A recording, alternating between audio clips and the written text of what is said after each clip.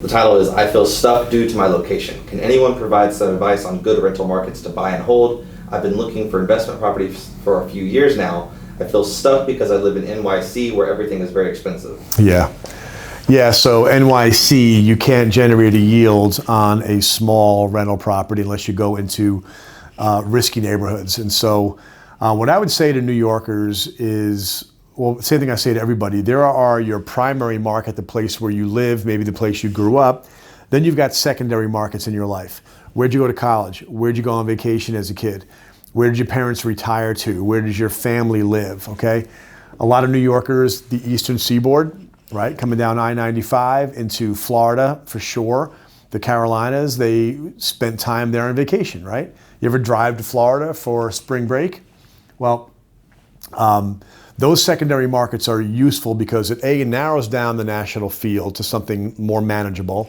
And number two, it gives you another reason to pay attention to the market. You've got a certain familiarity. Like I grew up going on vacation down to Southwest Florida, Sanibel Island. We went there every year.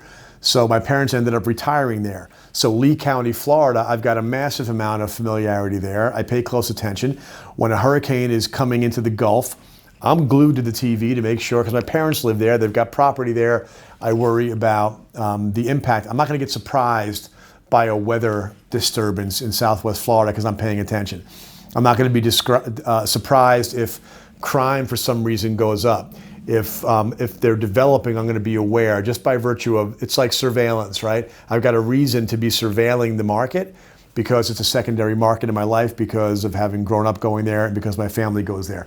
So find a secondary market where the home prices are $200,000 on average or less, and where population is growing, maybe jobs are growing, and maybe you find yourself a window that way. Do you have any recommendations that are like the closest to New York? Pocono Mountains are interesting. I think if you go due west on I-80 into New Jersey, what happens is you get further out into any metro area, the suburbs kind of fizzle, right? It happens everywhere. In New York, it's like a 75 miles in all directions. But what happens in every suburb, in every MSA, every metro area, different suburbs mature at different paces. And so New Jersey, the eastern side of New Jersey, right along here, along the coast, is the one that developed more rapidly because the coastline came in. As you head west, you're actually on your way to the Philly metro area.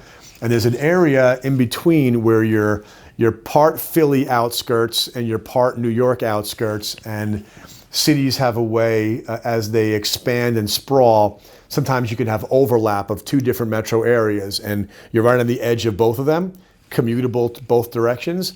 And that part of Pennsylvania, the Pocono Mountains, I think is really interesting for that reason.